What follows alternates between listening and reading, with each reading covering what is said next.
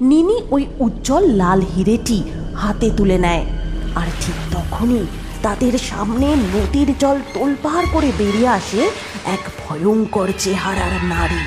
তার গলাতে সোনা ও মহামূল্যবান রত্নের গহনা রয়েছে। রত্নকুমার, মণিমালা ও তাদের কন্যা নিনিকে নিয়ে প্রাণ বাঁচিয়ে দৌড়তে দৌড়তে তারা আবারও ওই গভীর জঙ্গলের মধ্যে প্রবেশ করে। আমি খুব ক্লান্ত, আমি আর দৌড়তে পারছি না। মা নিনি, আমরা এই জঙ্গলে নিরাপদ নয়। এখানে হিংস্র জীবজন্তু, বিষধর সাপ আছে। আমাদের নতুন কোনো জায়গায় আশ্রয় নিতে হবে। আর একটু চল মা নিনি। রত্নকুমার, ওইদিকে তাকিয়ে দেখো, কি বিশালাকার হিংস্র বাঘ। বাঘটি তাদের পথ আটকে ধীরে ধীরে তাদের তিনজনের সামনে আসে। আমি হলাম এই জঙ্গলের রাজা। আমি অনেকদিন কোনো বড় শিকার পাইনি, তাই আমি অভুক্ত। আমার ক্ষুধায় পেট চলে যাচ্ছে। এই মুহূর্তে আমি তোদের তিনজনকে গিলে খাবো। এই কথা বলেই বাঘটি তাদের তিনজনকে খাবে বলে যেই আরেকটু এগোয়, ঠিক তখনই দূর থেকে আওয়াজ আসে। দেখা যায় এক বালক। খবরদার, তুমি তোমার ক্ষুধা মেটানোর জন্য নিরীহ মানবদের হত্যা করতে পারো না। যদি ওদের খেতে চাও তাহলে আগে আমায় যুদ্ধে পরাস্ত করতে হবে। তুচ্ছ বালক, তুই আমায় যুদ্ধে পরাস্ত করবে? নিজে মানব হয়ে বলিস ওই নিরীহ মানবদের হত্যা না করতে? তোর সাহস দেখে আমি অবাক হচ্ছি। এই কথা বলেই বাঘ বালকটিকে আক্রমণ করবে বলে তার দিকে এগিয়ে যায়। ঠিক তখনই বালকটি হাত দিয়ে জাদু করে বাঘটিকে থামিয়ে দেয়। বাঘটি তার অলৌকিক ক্ষমতা বুঝতে পেরে তাকে জিজ্ঞাসা করে, কে তুমি? কি তোমার আসল পরিচয়? তুমি তো কোনো সাধারণ বালক নও। কিভাবে তুমি এই অলৌকিক শক্তি প্রাপ্ত করলে? তখন নীল মানব রূপ ছেড়ে তার আসল নাগ রূপে আসে। তারপরেই আবারও সে মানব রূপে ফিরে যায়।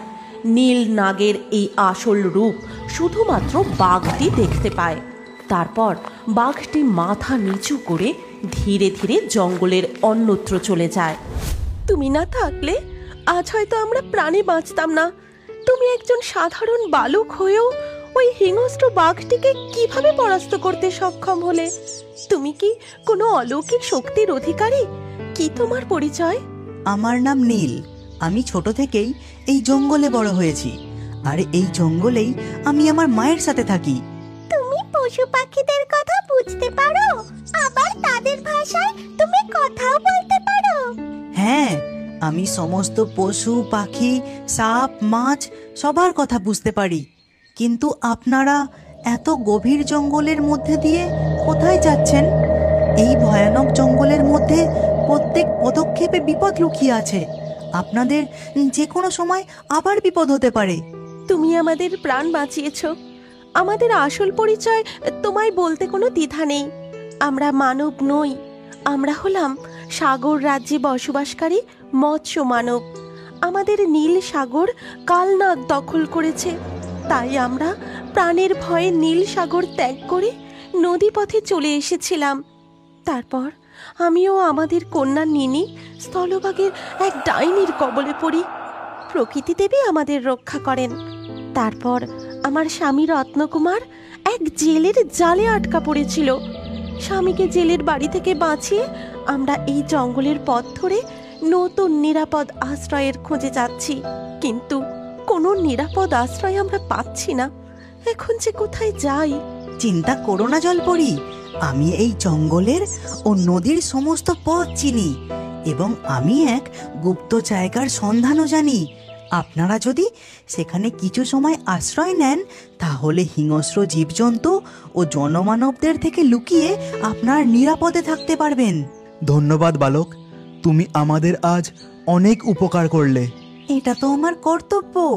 আমি আপনাদের কন্যা নিনির সমবয়সী। দয়া করে আমাকে ধন্যবাদ জানাবেন না। আমার আরেকটি ডিম যদি এই নদী থেকে চুরি না হয়ে যেত তাহলে আজ তোমারই মতো আমাদের আরেকটি সন্তান থাকতো।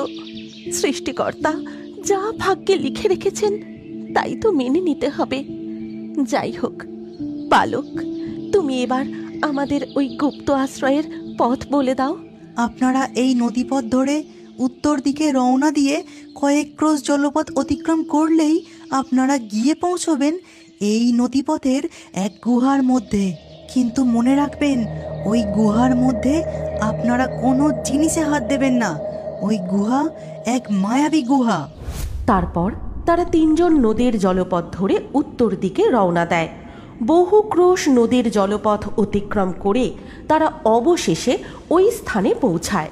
তারপর তারা জল থেকে মাথা তুলে দেখে নদীটি একটি গুহার মধ্য দিয়ে বয়ে যাচ্ছে। ওই বালকটি আমাদের এই জলপথের গুহার সম্বন্ধেই বলেছিল। আমরা একদম ঠিক স্থানে এসে পৌঁছেছি। এখানে এবার আমরা নিরাপদে থাকতে পারবো। কিন্তু মণিমালা, এই গুহার দুপাশে দেখো কত সোনা হিরে। দেখে মনে হচ্ছে এ কোনো রাজার গুপ্তধন। কিন্তু এই রহস্যময় গুপ্ত গুহায় এত সোনা হিরে এলো কিভাবে? মা দেখো, ওই লাল রত্নটি কত উজ্জ্বল। আমি ওটা নেব মা।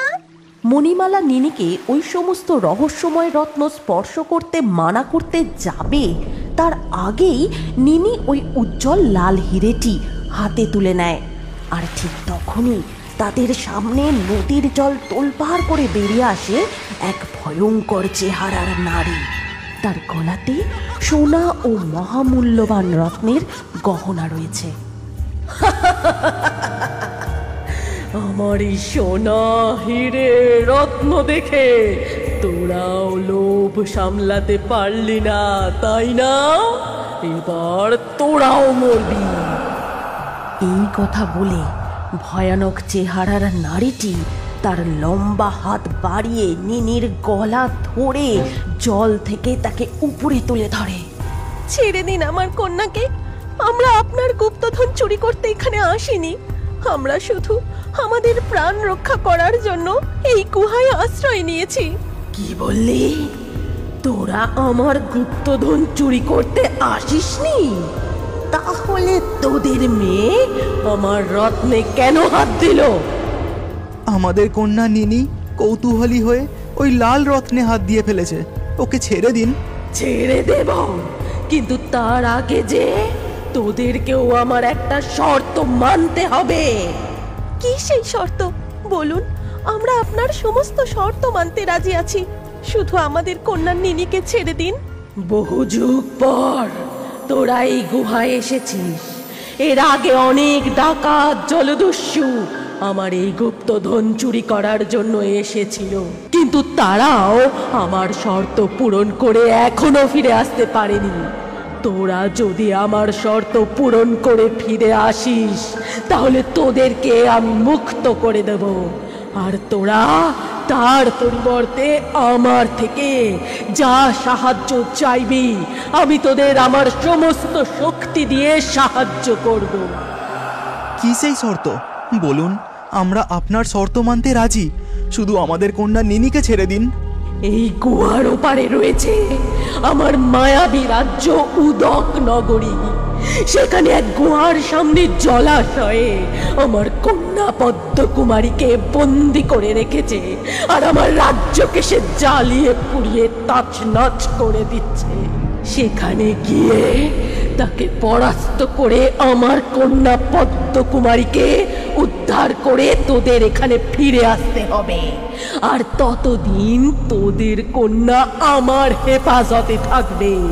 তোরা ফিরে এলে তোদের কন্যাকে আমি ফিরিয়ে দেব। এই কথা বলে ভয়ঙ্কর চেহারার মহিলাটি নিনিকে জলে নামিয়ে দেয়। তারপর মণিমালা জলপরি আর রত্নকুমার ডাইনির শর্ত পূরণ করতে নদীর জলে আবার ডুব দিয়ে জলপথ ধরেই গুহার ওপারে উদক নগরীর দিকে রওনা দেয়। এই গল্পের পরবর্তী পর্ব যদি তুমি দেখতে চাও তাহলে কমেন্টে নেক্সট পার্ট অবশ্যই লিখো, আর আমাদের রিও বার্ডস ফেসবুক পেজটি এক্ষুনি ফলো করে নাও। এই গল্পটি ভালো লাগলে লাইক করে শেয়ার করে দাও।